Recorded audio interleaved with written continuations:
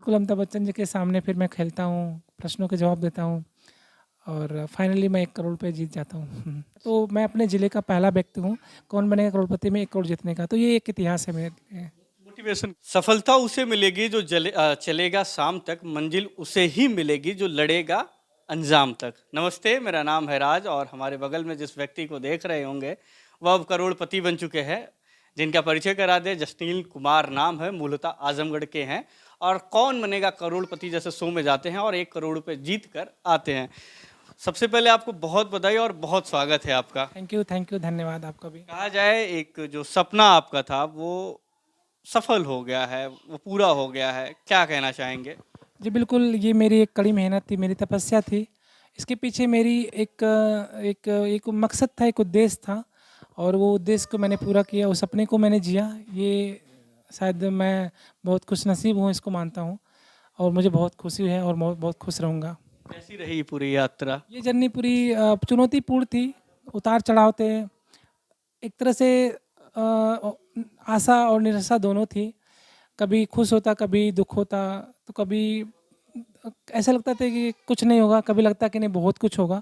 ऐसा भी आता था, लेकिन एक आखिरी उम्मीद थी कि नहीं बहुत कुछ करके जाना है और एक जो अपना सपना है उसको जी के जाना है और जो एक अलग करके दिखाना है अपने लाइफ में वो करके दिखाना है। तो ये केबीसी यही एक ऐसा मंच था जिसको मैं चुना और वो ही मेरी एक ऐसी मंजिल थी जिसको मैं अपने सपनों को जी सकता था और फाइनली मैं इस साल उसको पूरा कर लिया।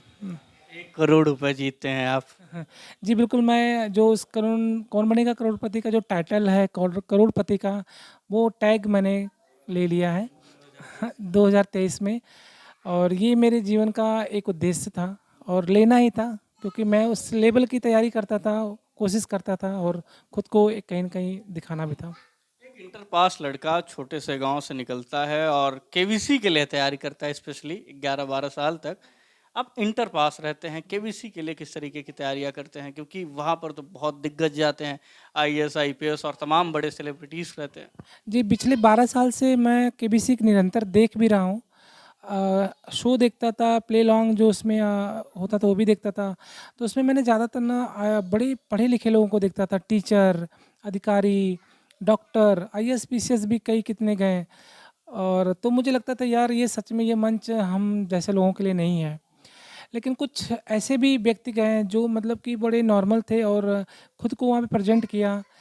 तो जैसे कि मैं एक नाम लेना चाहूँगा सुशील कुमार जी का, बिहार के रहने वाले थे। तो उनका 2011 में उन्होंने जीता था 5 करोड़ रुपए। तो वो एक एक उनकी एक अलग ही एक क्लास के वजह से मैं एक अलग ही मैंने भी एक भावना मेरे अंदर जगी कि नहीं यार जब वो कर सकता है तो मैं क्यों नहीं कर सकता हूँ। तो वो एक अनोखा पल था मेरे लिए, उसका बनना फिर खुद को भी अपने कहते हैं कि वो किया तो मैं भी करूँगा और वो मैंने किया भी और मुझे खुशी भी है और मैं अपने ज़िले का पहला व्यक्ति हूँ जो करोड़पति बन के आया क्योंकि मेरे आजमगढ़ ज़िला बहुत विकास नहीं है, बहुत विकसित नहीं है। हाँ, यहाँ के लोग अब आगे निकल रहे हैं खेल में, पॉलिटिक्स में और भी कई मामलों में आगे निकल रहे हैं। तो बस उस मंच पे कोई गया, बहुत लोग गए भी थे ऐसा नहीं है, लेकिन कभी भी मतलब अभी तक किसी ने वो टाइटल नहीं हासिल किया था। तो हाँ, वो टाइटल मैंने जीता तो मैं अपने ज़िले का पहला व्यक्ति हूँ, कौन बनेगा करोड़पति में 1 करोड़ जीतने का। तो ये एक इतिहास है मेरे लिए। मोटिवेशन कहाँ से है कि नहीं मुझे अब केवीसी में जाना ही जाना है? मोटिवेशन इन द सेंस कि सर खुद को एक अलग देखना था, एक अलग करना था और कुछ हमारे घर की फाइनेंशियल इशू अच्छी नहीं थी, जो इनकम से रिलेट थी, पैसे से रिलेट थी, तो उसकी जो ज़रूरत थी वो कहीं न कहीं केबीसी के मन से ही पूरी हो सकती थी। तो बहुत ज़रूरी था पैसा, तो वो कहीं न कहीं वो प्रेरित करता था कि उस मंच से जाने के बाद वो मेरी ज़रूरत पूरी हो सकती है। पिताजी मैकेनिक हैं, 12 के बाद आपकी जो शिक्षा है वो भी ब्रेक हो गई थी।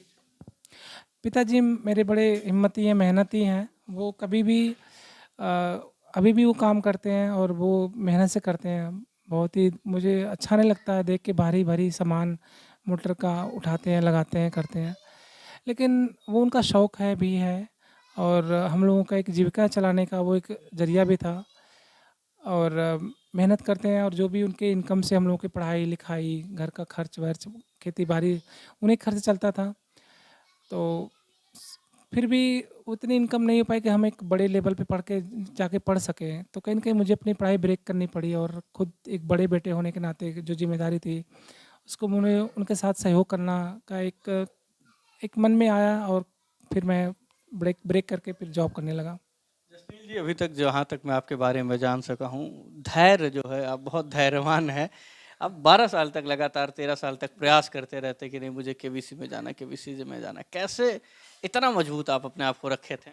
जी सर, मैंने जैसा बोला ना आपको और कई बार मैंने बोली बातें कि सर धैर्य बहुत ज़रूरी है। बिना पेशेंस के कहते हैं ना कि कुछ होने वाला नहीं है। धैर्य आपको और आपकी इच्छा शक्ति को बढ़ाता है और मजबूत बनाता है और आप उतना ही सीखते हैं। और कहते हैं कि अनुभव भी एक मास्टर होता है। अगर आप जितना अनुभव लेंगे उतना ही आप अपने आगे आने वाली पीढ़ी को उतना ही बता सकेंगे अच्छे से। तो कोशिश करता था, धैर्य भी दोनों था और हिम्मत नहीं हारी सर, क्योंकि एक सपना जो सजा के रखा था उसको पूरा करना था। इसीलिए कभी धैर्य को उम्मीद को छोड़ी नहीं थी मैंने। कभी ऐसा नहीं लगा कि नहीं बस अब नहीं करना है, हम इतना रात कितनी रात आप जगे होंगे, बस अब यहीं ब्रेक देते हैं और अब अपने काम पर ज़्यादा फोकस करते हैं, परिवार पर ज़्यादा फोकस करते हैं?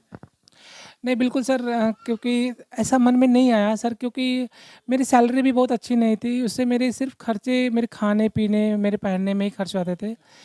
उससे मैं कभी भी अपने फैमिली को एक बड़ी रकम नहीं दे पाता था। जब भी ज़रूरत होती तो कभी ऐसे ही महीने में 2-4 महीने 5 महीने में दे दिया 4-5 हज़ार रुपए। बाकी मेरे बच्चों में, मेरे खाने-पीने में निकल जाते थे। तो कहने का मतलब ये है कि सर तो चैलेंज था एक लाइफ में, लेकिन कहते हैं कि जब चैलेंज रहता है तो और मज़ा आता है काम का था, तो वो स्वीकार कर लिया था मैंने। चैलेंज को स्वीकार किए थे और पहुंच जाते हैं केबीसी में। तो केबीसी में कैसे जाते हैं? इसकी शुरुआत कैसे होती है? सर केबीसी के कई राउंड पड़ाव होते हैं। उसमें सबसे पहले अमिताभ बच्चन सर आपका जब सीज़न शुरू होता है कौन बनेगा करोड़पति का, तो उसमें कुछ क्वेश्चंस करते हैं डे बाय डे। अप्रैल या मई में रजिस्ट्रेशन करने में उसमें कुछ सवाल पूछते हैं जिसको मैसेज के थ्रू आप उसके सही जवाब को भेजना होता है। तो उनको यूनिक नंबर उनमें होता है, वो सारी प्रक्रिया प्रोसेस बताते हैं उसमें क्या-क्या करना होता है।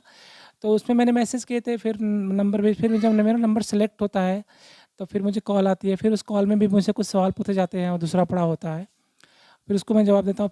फिर कॉल आती है तीसरे पड़ाव के लिए जिसमें ग्राउंड ऑडिशन होता है। और ग्राउंड ऑडिशन के बाद मेरा इंटरव्यू होता है। उसमें भी जीके से रिलेटेड, करंट अफेयर से रिलेटेड, जीएस से रिलेटेड उसमें करीब 25 से 30 क्वेश्चन पूछे जाते हैं। कुल मिला के 20 रिटन होता है, 10 से 12 इंटरव्यू क्वेश्चन होते हैं। तो ये सारी प्रक्रिया को पड़ाव करने के बाद फिर आपको ये बोला जाता है कि अगर आप सेलेक्ट होंगे तो आपको फ़ोन जाएगा। तो फिर फाइनली फ़ोन आता है कि आप केबीसी में सेलेक्ट हो गए हैं और आप मुंबई आ रहे हैं। तो ये सुन के बहुत अच्छा लगा, लेकिन उस दिन मैं खुशी नहीं हुई मुझे, क्योंकि मैं रोया, क्योंकि मेरे पास टाइम बहुत कम थे, पढ़ना था मुझे। फिर भी मैंने हिम्मत नहीं हारी और 12-15 दिन में जो भी पढ़ना था मैंने पढ़ा और फिर मुंबई जाता हूँ। और मुंबई में एक अलग ही प्रेशर होता है, एक अलग ही जुनून भी होता है, प्रेशर भी होता है। फिर भी कहीं न कहीं जो पिछले 12 साल को देखता हूँ, घर को देखता हूँ, अपने परिवार को देखता हूँ और खुद को देखता हूँ कि नहीं, आज जब आया हूँ तो कुछ करके ही जाना है और वो करके ही जी। टीवी के सामने पहुंचते हैं। जी, बिल्कुल अमिताभ बच्चन जी के सामने फिर मैं खेलता हूँ, प्रश्नों के जवाब देता हूँ और फाइनली मैं 1 करोड़ रुपए जीत जाता हूँ। कौन सा ऐसा प्रश्न था जो आपको फंसा दिया था? आपको लग रहा था कि नहीं इसका उत्तर जो है हमको सही नहीं पता है। एक मन में डर होगा कि हार जाएँगे तो ये भी चला जाएगा। कुछ सवाल थे, जैसे 1-2 सवाल आए थे जिसका मुझे लाइफ़लाइन के माध्यम से उत्तर मिला। तो जिसका मुझे आंसर नहीं पता था, कुछ कन्फ्यूज़न थी, तो लाइफ़लाइन जो मिलती है उसमें, उसके माध्यम से मैंने उत्तर दिया। वो ये सवाल था, एक केंद्रीय मंत्री से रिलेटेड था और एक खेल से रिलेटेड था। वो और एक सिनेमा से रिलेटेड था, जो मैं फँसता हूँ वहाँ पे, तो मैं लाइफ़लाइन की हेल्प से उसको जवाब देता हूँ सही। जी। एक और आखिरी प्रश्न का अगर आप उत्तर दे देते तो आज हाँ जी सर, बिल्कुल वो आखिरी प्रश्न का सवाल भी जवाब मैंने दिया ही था, लेकिन बस ये कि मैंने क्विट कर दिया, शायद मैं 7 करोड़ जीत जाता। लेकिन कोई अफ़सोस नहीं है बहुत ज़्यादा। हाँ, चिंता थोड़ी होती है, टेंशन होती है, क्योंकि वो सही हो गया था और वो मैंने पढ़े भी थे 2011 में, वो मुझे याद आने लगा था।